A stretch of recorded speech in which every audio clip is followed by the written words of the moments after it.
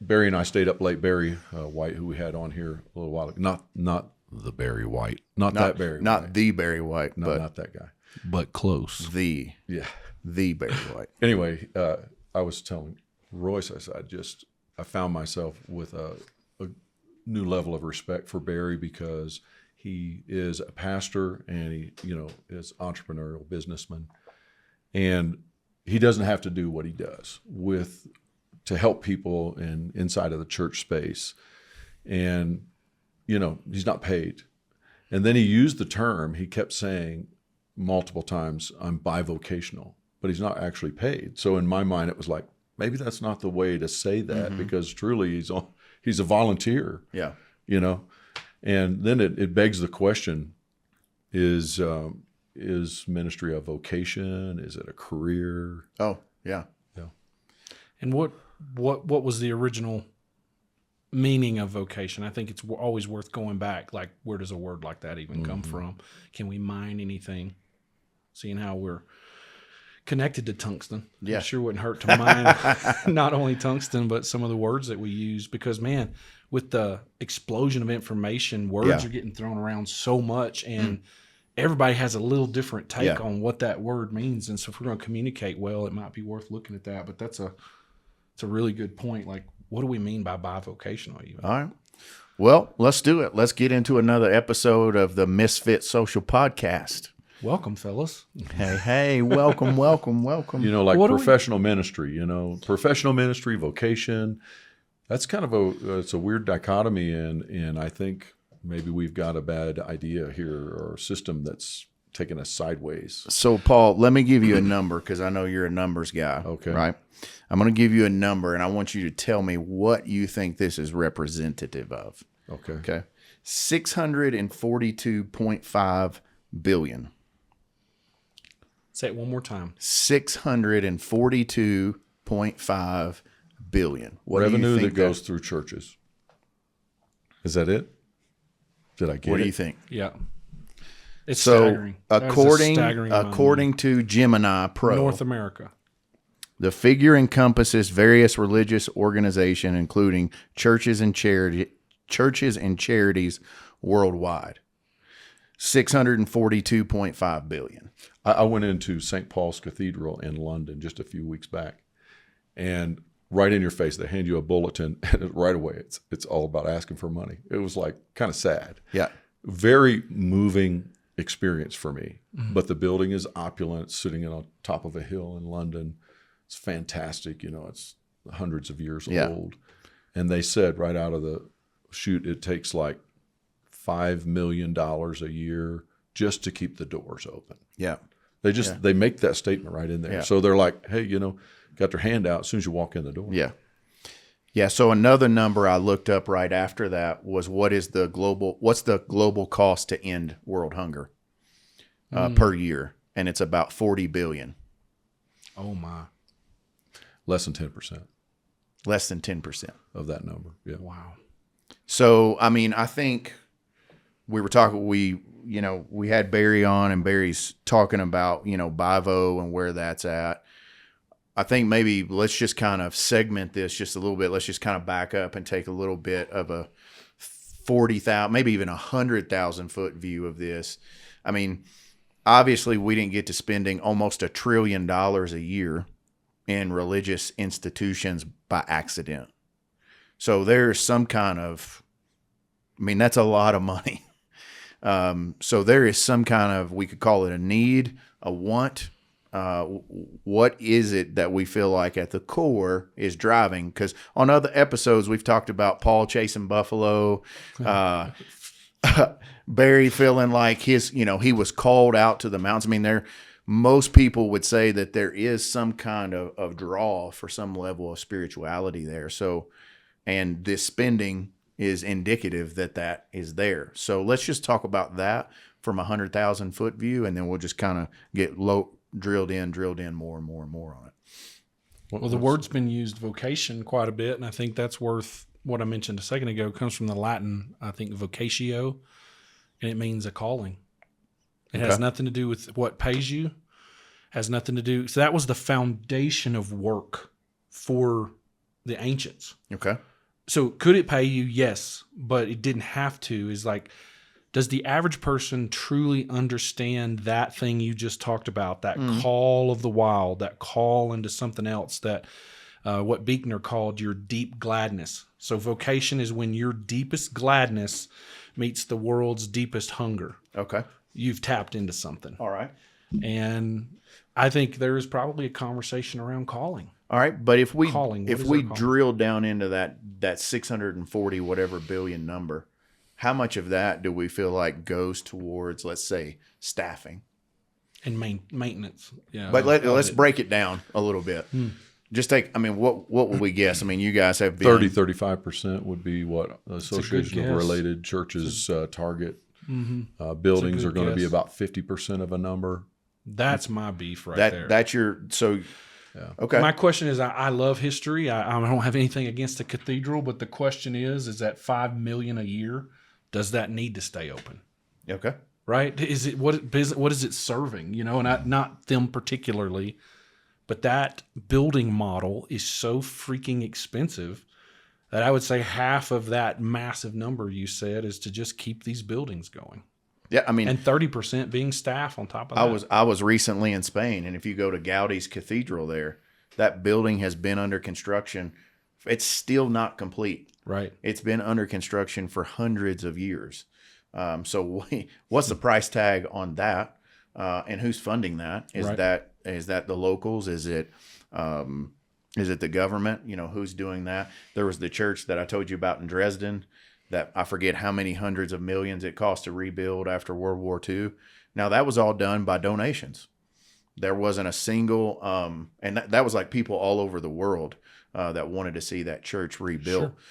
So, you know, there's some of this is in, like Paul, you talked about the experience recently where you were in a service that wasn't typical of a service that you would. It was that St. Paul's Cathedral. Yeah. Yeah. Same building I was just talking about. Yeah. And you found yourself kind of caught up in the grandeur, and it was moving for you. Yeah. Yeah. So, I mean, not to get over on wonder, I want to keep on the right track, but is there a part of that creativity where we've created these things and that at some point in time, that wonder pulls us back towards some sense of awe of God? Yeah. I mean, is that possible? And then where's the value in that? Where's the value in that as related to people being needed to be fed, like they just actually can't eat? And how does that decision get made? It's a great question, because I don't think every building doesn't need to be maintained, but does every building need to be maintained, right? So it's like, How do you mean? Meaning, I don't think every building needs to be torn down and not taken care of, but does every building need to be saved? And I'll use a biblical example. There was a moment when the children of Israel were out of Egypt, and they're not yet in the promised land, and they are complaining and murmuring. And that complaining and murmuring seemed to release what the scripture calls fiery serpents. So maybe their bites had some kind of fiery inflammation or whatever. We don't know. But boy, it's tearing them up. These snakes are just, and they run to Moses and they're like, "Can you do anything about this? Please, tell God to go to the snake button and press it and turn them off." And God speaks to Moses and tells him, so the symbol that's on the side of an ambulance or at a hospital, that symbol is a pole. He said, make a brass pole and make a serpent on it. And then he just says, tell them, Jordan B. Peterson, just a shameless plug. Listen to him on Joe Rogan unpack this. It's one of the most profound things I've ever heard. But he said, rather than turn the snakes off or make them go away, I want you to look at the thing. If you'll look at this thing, I'm making a symbol, they'll go away. And they did. Everyone who looked at it just looked up at the thing that Moses made. The serpents went away. Okay, what does this have to do with anything? Well, that thing took care of a very immediate need. We don't hear about this brass object until about 750 years later. And it's called Nehushtan, and they're worshiping it. They who? The people and children of Israel. Okay, all right. And they're carrying it around. And It's so become more than it should have been. There is something to us that something awesome is this answer to an immediate need that we think has to persist forever. I'm not saying I know exactly what all those are, but if we don't ask that question, we keep sinking money into potential Nehushtan's that we have made an idol who no longer serve the needs of people anymore. Now, I'm not saying every building is that. I just want to be really clear because that's context. Yeah. But, No. if we you roll should the tape ask. back, where does all this building stuff start, right? The first 300 years of the church, there is no building. They did They great without They a were under building. persecution. Yes. They were an illegal religion, and they grew by the millions, until the Roman government had to acknowledge, wow, this is like overtaking everything. Let's use it to our advantage, right? So it was almost a political move.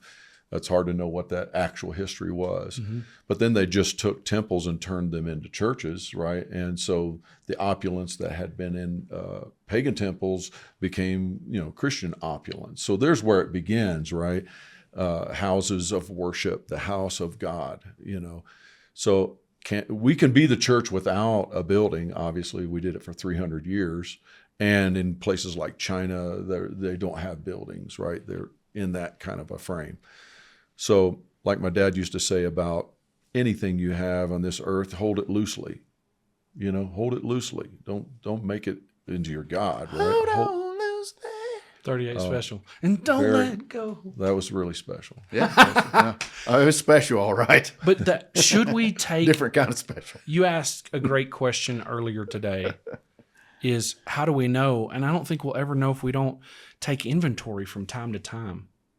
Saying something that's as expensive as the typical North American evangelical church model is expensive. Yes. It's expensive. It's a black hole that you have to keep putting money in perpetuity.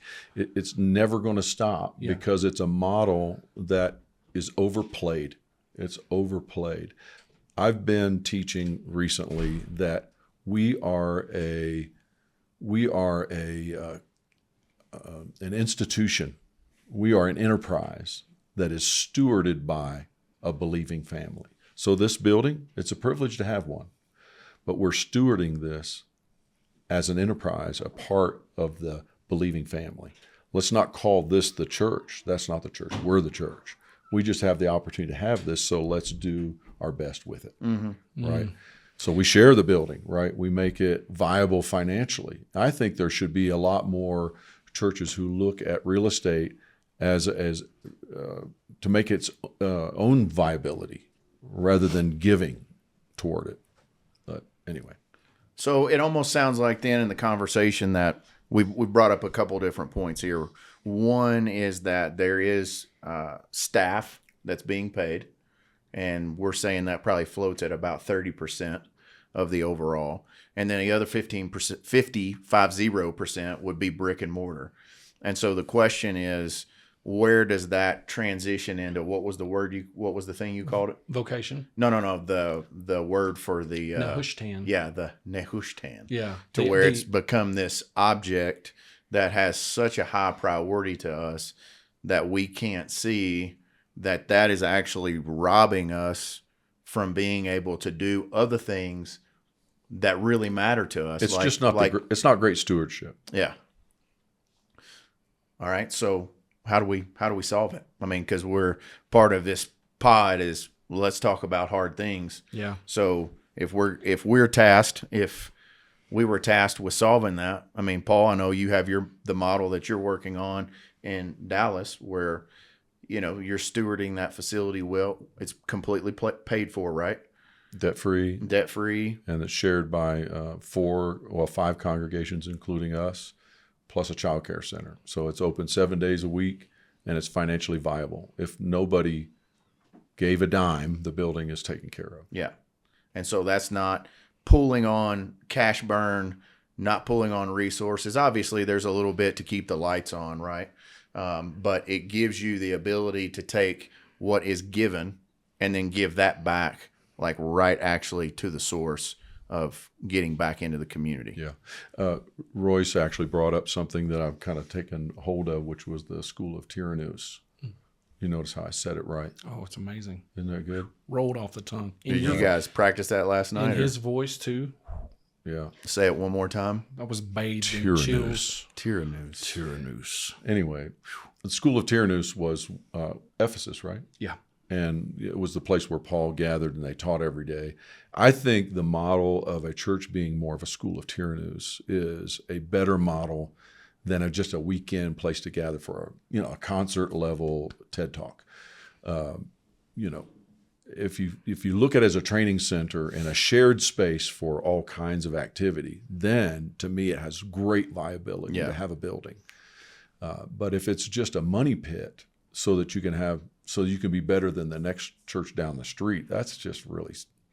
But it seems like even in that, we're still talking right there about function. Like, how are you choosing to operate? You could do the School of Tyrannus and still have a really expensive building that you have to operate on. So at some point in time, you have to have the courage to shift the model somewhere.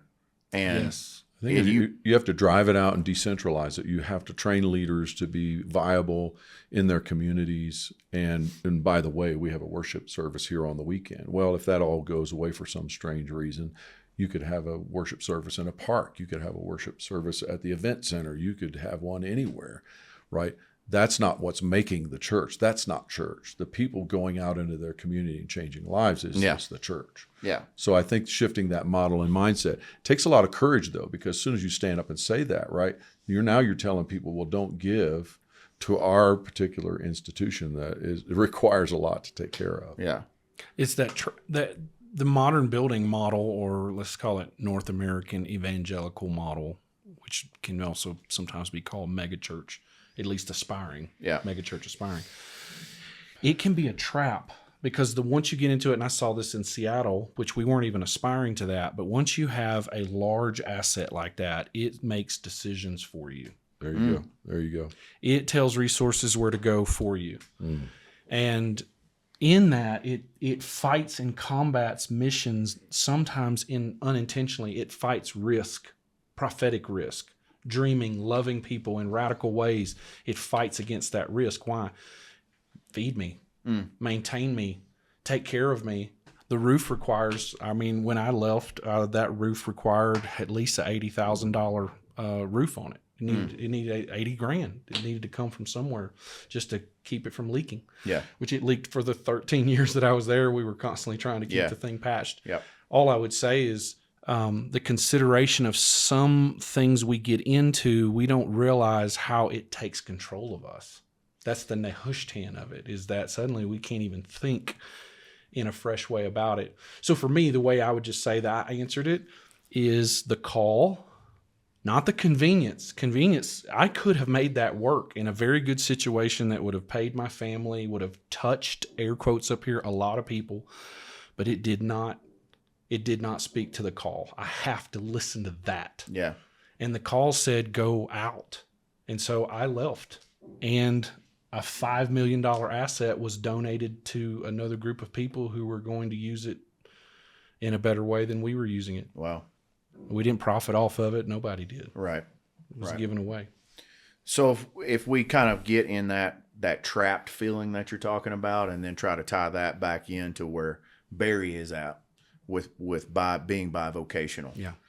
What that's doing is they're operating at a level where they're not entrapped by needing to pay him. They're not entrapped by the need of an expensive facility. He's out in the community because he's got a construction business, and he sees the entire thing as a call, right? Yeah. And that's where you were getting back into that vocation originally was call. Were we seeing that right? Yeah, and you and I have talked too that he doesn't see Masonry and TCD, the Church of Denver is their name.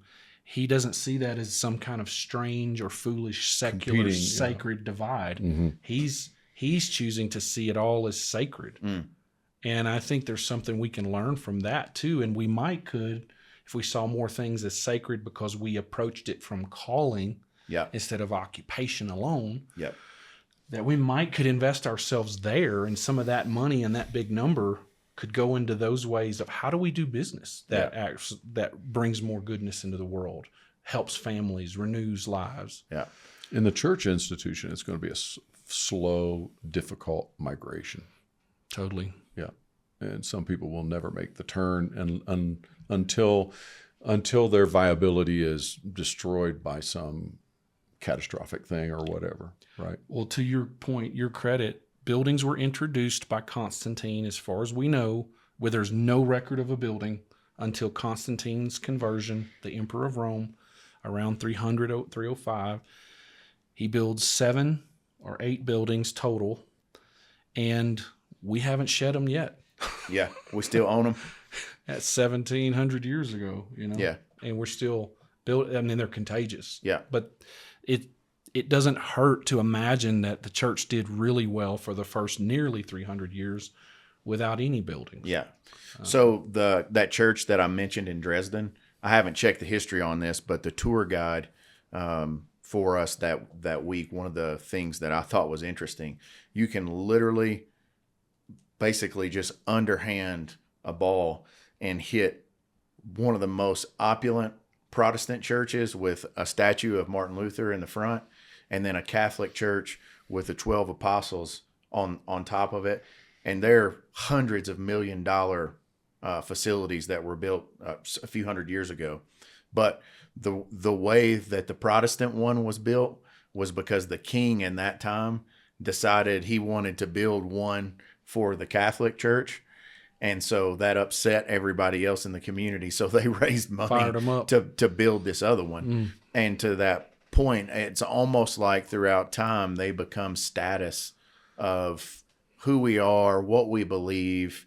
And it's just really it's become askew. We have to unpack that, because that's where I was going to, if the conversation went there, is how much even the believer, the participant's sense of status is connected to the building, the staff, the celebrity fame level of their leader.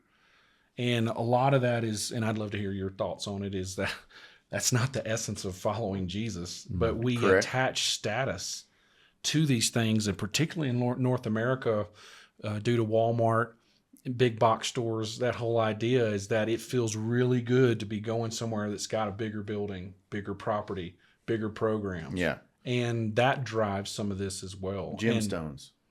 Yeah, absolutely. But in that, what are we compromising in our faith, or the tenets of our faith, as it pertains to mission and loving the poor? And it's not to say that these institutions don't do that as well, but it's at what cost when we're looking at 600 billion? Yeah.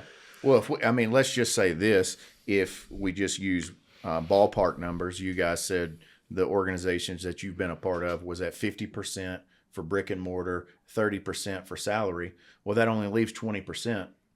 And that doesn't include utility. I mean, there's probably some other things in there that we're missing. So what do you feel like? Maybe it's a safe swag method to say 15% gets to people who are really in need? I would say that 20% typically is a lot of that is even in-house ministry. Like, so you've got kids and youth and things that are kind of inward focused, discipleship, type things. So it's not necessarily just like, oh, we're going to spend this on the poor. It is, for the family. So effectively, then you would be saying we spend $640 billion worldwide a year, and 120 of it is getting where it needs to go. Well, and not to mention just the savings accounts and the assets that just get sat on. Yeah. Because you want 3 to 6 months of operation in case people quit giving, and Yeah. So how much of that is just stored up in a barn? Yeah.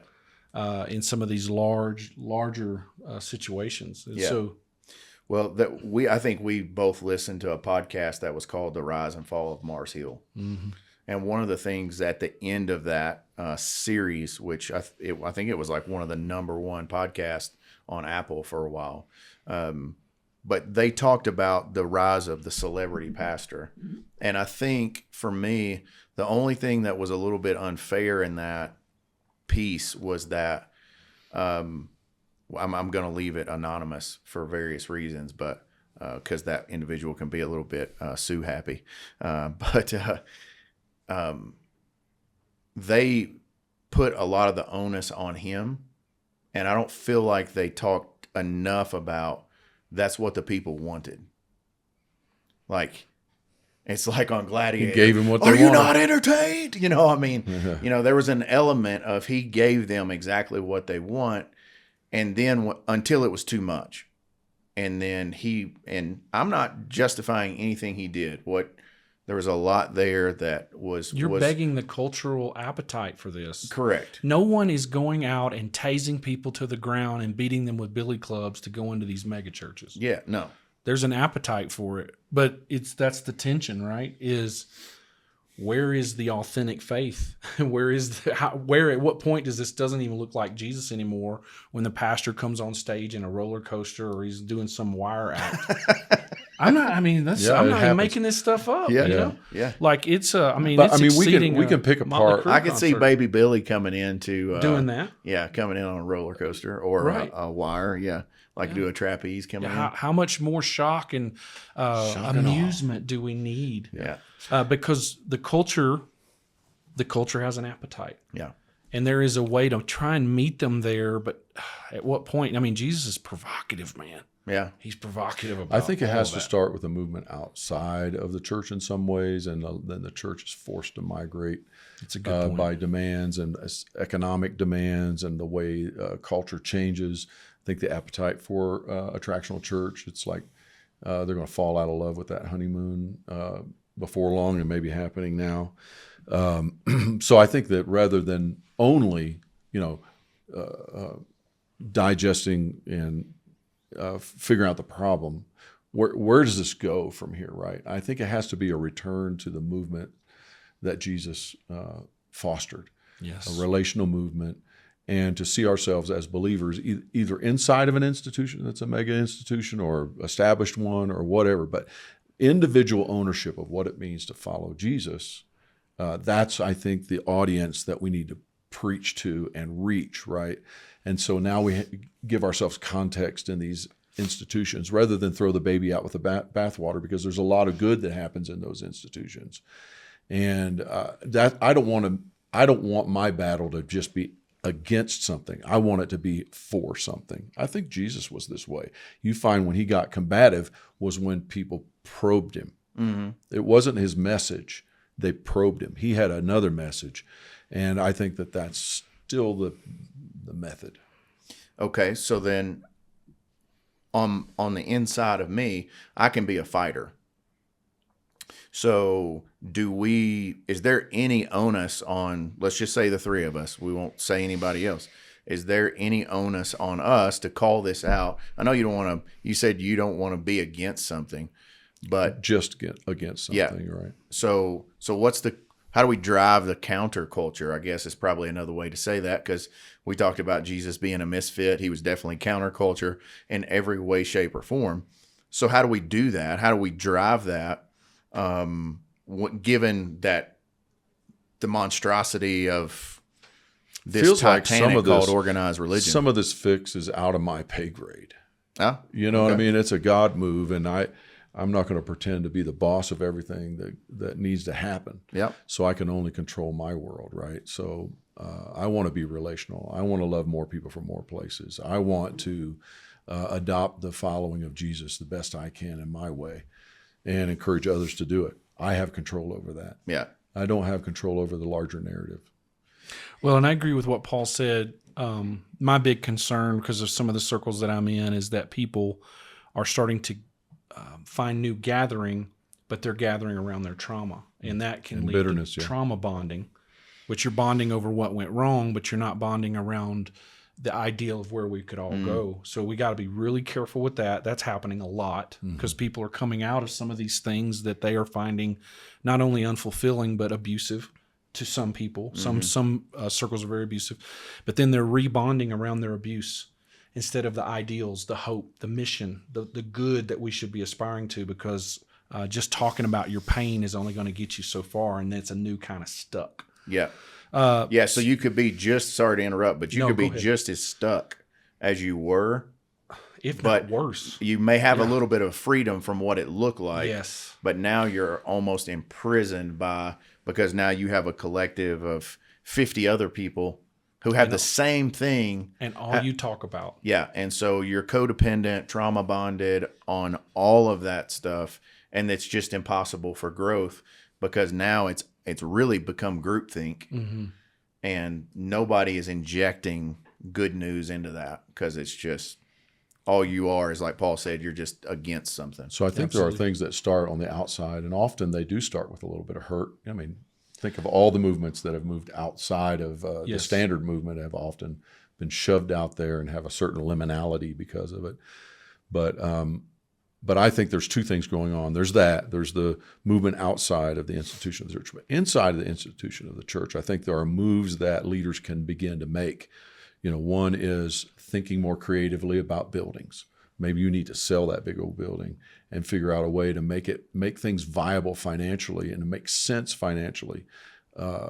So there's the thought of buildings. What is the value of a building?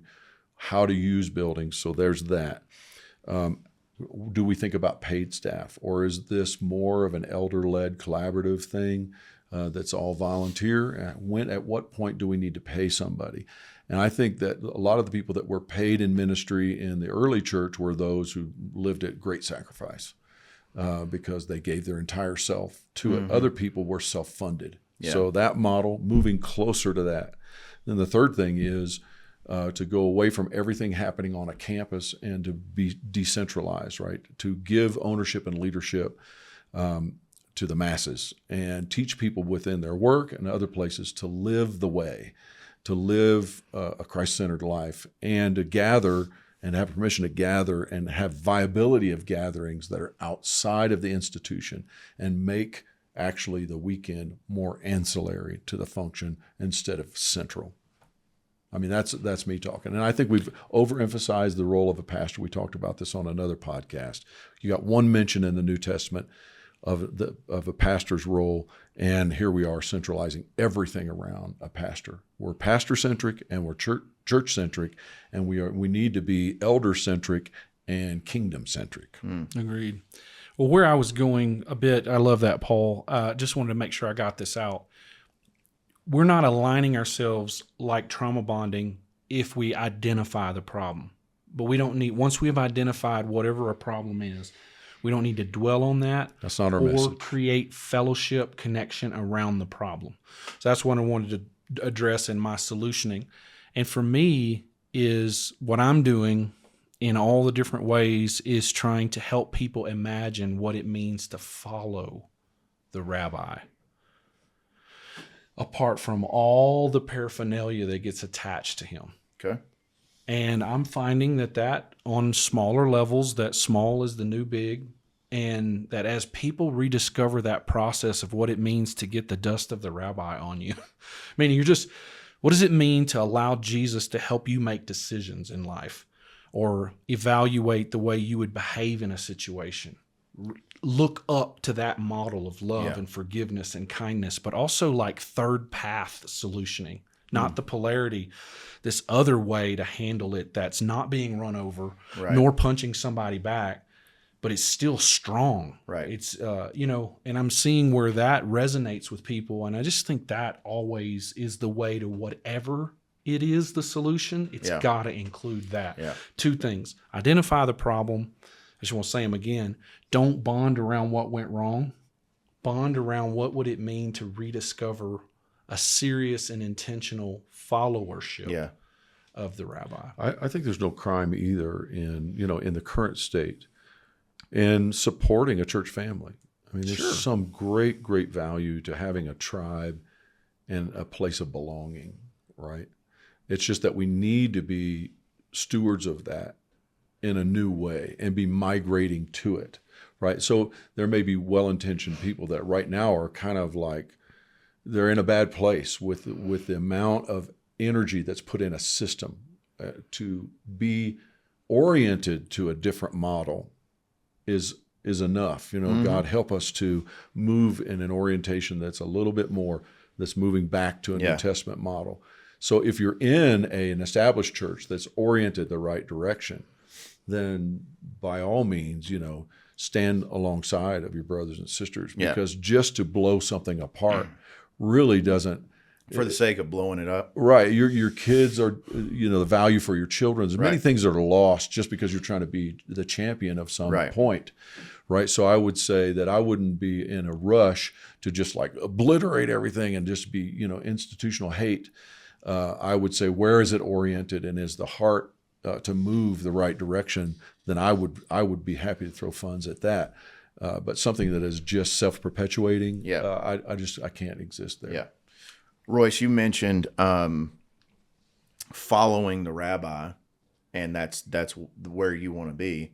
If someone came to you and was like, hey, I feel like me following the rabbi means I need to leave where I've been for the last 20 years. Man, you guys are like all up in my head. I love it. What, because that's going to be counterintuitive to a lot of. We all left. Well, we did, but, it wasn't without cost, and it wasn't without condemnation either. And some trauma. Yeah, Well, and some additional trauma. So you got trauma from what was going on, and then you got trauma from whenever you leave. So, what advice are we saying? Following the path sometimes means that you're leaving what seems like the path that $640 billion are on. Yeah. You just described my life too. I mean, my entire life was tied up in the traditional model of church, which I don't want to burn it all down. Just want to make sure I'm on record saying that. Yeah. Man, I really appreciate that question. First of all, I just want to say, that's a really good question, and I'm thankful I have the opportunity to attempt to answer it. I think we go back to vocation. What is vocation? What is calling? As we identify problems, that is wonder. Wonder allows us to see where something's broken. There will be a calling to, I want to stay and I want to work within this. But some need to give themselves grace and permission, because that happens to be my story, where I feel called out, not in animosity, but is like, Yeah, I mean, it's the inside alongside outside. It's I all feel in the New called Testament. out of it, but I'm a friend of the traditional church, but I'm also a friend of the meta church, the much broader sense of Right. what church is. That's not the building that needs to be rehabbed Yeah. or have a roof Right. on it. And I think we need grace for each other, and that's what I really think at the core is that as we follow, we're going to find out that God's idea of the church is so much bigger than anything that we have seen or tasted or imagined. And I want all of that. Yeah. I don't think the world is a better place if all the churches were burned down overnight. Right. I don't That's a feel I need to terrible put a place. placard on and stand outside of every institutional Correct. church and point a finger. I think that's God's agree. business, and He can take care of. Well, and there's multiple podcasts going on right now of people who consider themselves atheists, but they're like, they have books and podcasts on why we actually need religion. Yes. And that whole thing seems counterintuitive, but it something's goes happening. back. It goes back to really what Nietzsche said at the Yes. framework of what he was trying to say is that if this all goes away, you better make sure you count the cost before you just burn it all down. Absolutely. Because we saw kind of, I don't know that we fully burned it all down, but we definitely dropped in the percentage. You've been points talking of where about it was at. vocation. So there's vocation inside Peter, who, I've talked about in the previous podcast, but I think it bears repeating that Peter stayed inside of what we might call, the closest thing to the temple model. He stayed close. They went to the temple, the ninth hour. They prayed. A lot of their life was around those rituals. He didn't want to leave Jerusalem. This was God's city. Mm-hmm. That was his orientation, right? And then you have Barnabas, who was able to honor that, but was able to reach a little further into Antioch, right? I think to the idea of calling, Peter said he's an apostle to the Jews. Paul said, I'm an apostle to the Gentiles. So God's the one that's doing the calling. Some Exactly. people are on the inside maintaining the institution of the church while migrating it to something better. Absolutely. Right? And that's their calling. We need to allow God to let people do that. That's Yes. okay. Right? And that's always happening. And some of it's happening for us to put our finger on areas or modalities of the church that are, let's say, with celebrity pastors and $1 million Call it out. buildings. Yeah, and, call it out. a lot of the corruption, that's going in the wrong direction. But that doesn't mean we got to burn every building and Right. accuse every pastor of being that way. Right. But at the same time, allow the grace for that to take place. And I was going to mention, it's so funny, it's like we're all in each other's head. I wanted to at some point to mention there's a biblical example of Jesus is crucified somewhere about 27 AD to 30 AD, somewhere in there, we're pretty sure. Okay, the temple is destroyed at 70 AD by Titus. That's about 40 years of something that started inherently Jewish. That's good math. You did that quick. You're kind.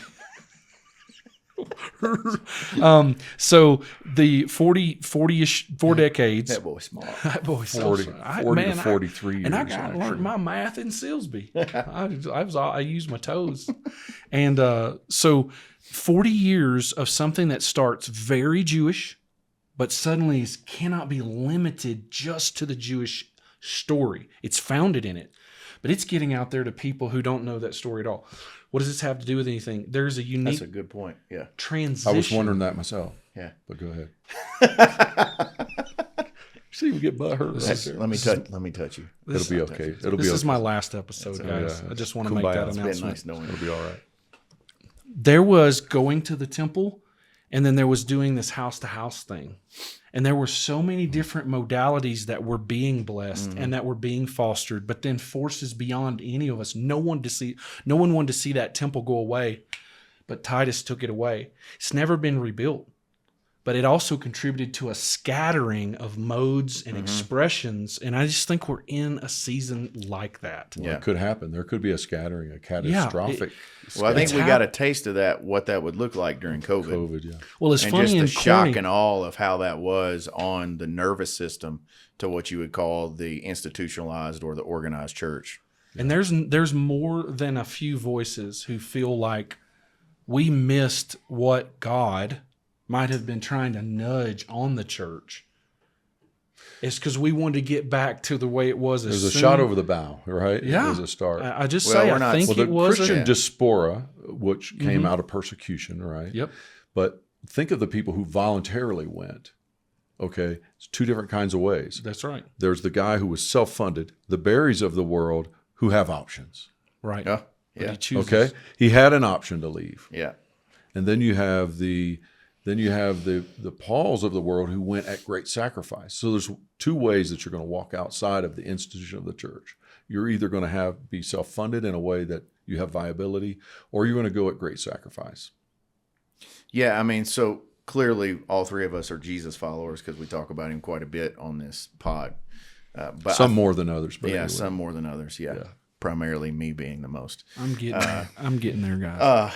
But on The Chosen, when Jesus is having all the interactions with the disciples one-on-one, to me, that gives one of the best depictions of how he is trying to, I mean, they're already disciples.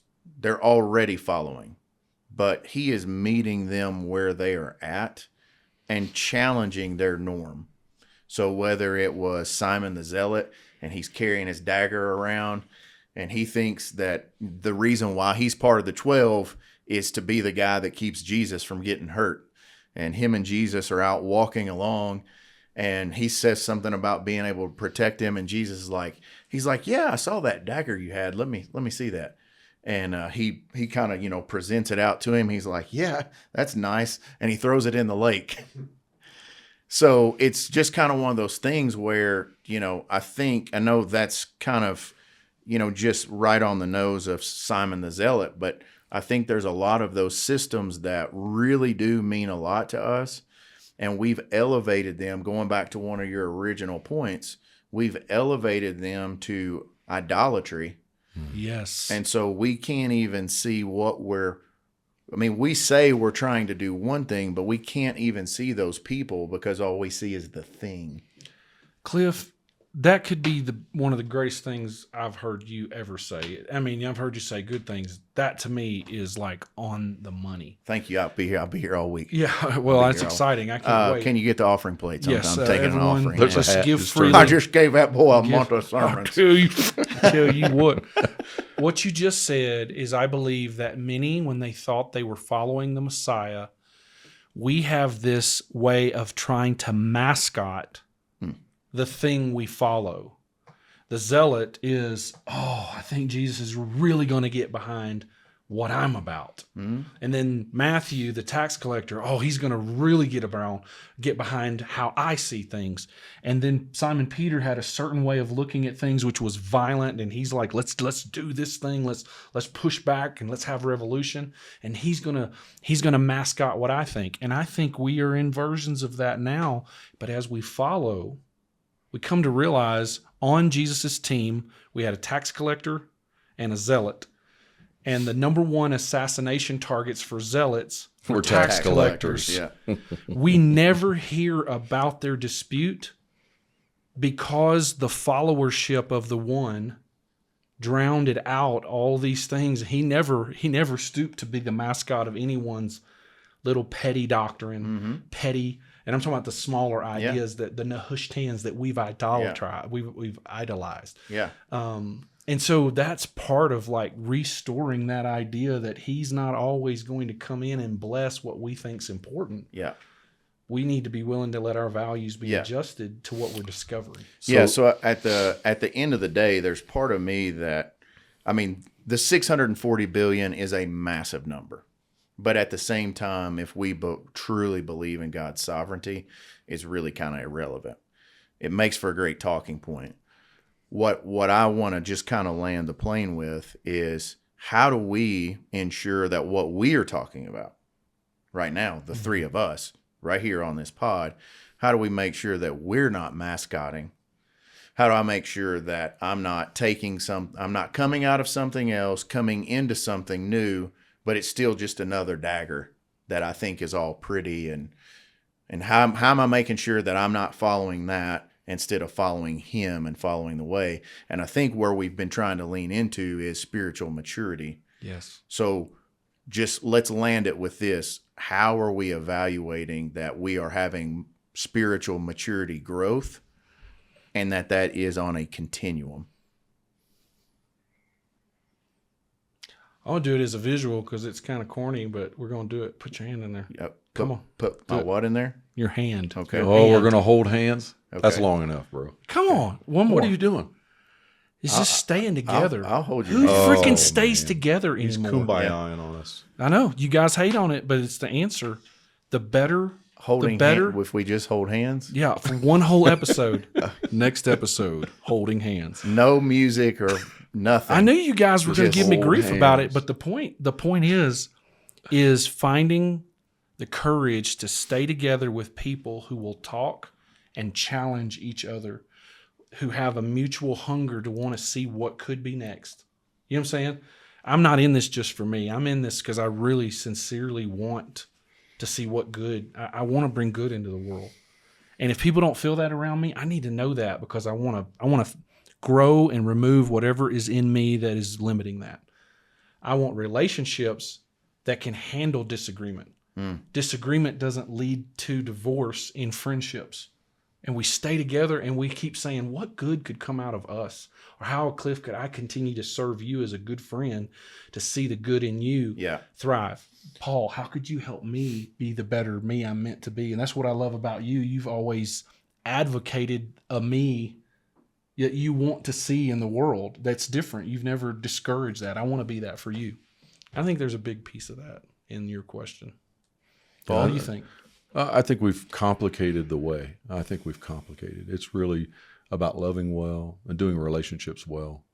And it has a communal aspect to it. It holds hands. Yeah. It's You said, come stop on. it now. Right here. I'm not doing that Keep anymore. talking. We're not doing that. We will off camera. Kumbaya, my Lord. No, we've tried to institutionalize what stay is together. stop already. We're in Denver. Get the weed. Go ahead. Yeah.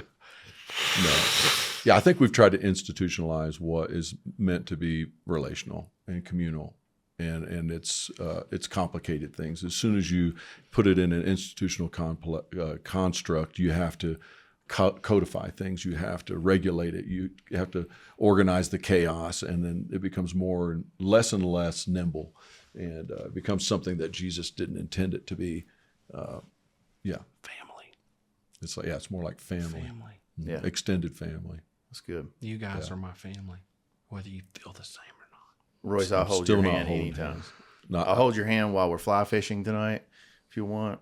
I'm going to take. No, don't. I think it's I ain't questionable fishing behavior. your fly and holding your hand. You're not.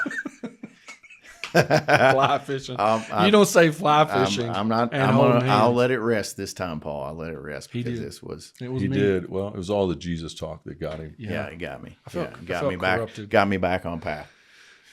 So, being a misfit also doesn't need to be our identity, right? That's true. Yeah. We're misfits after the misfit.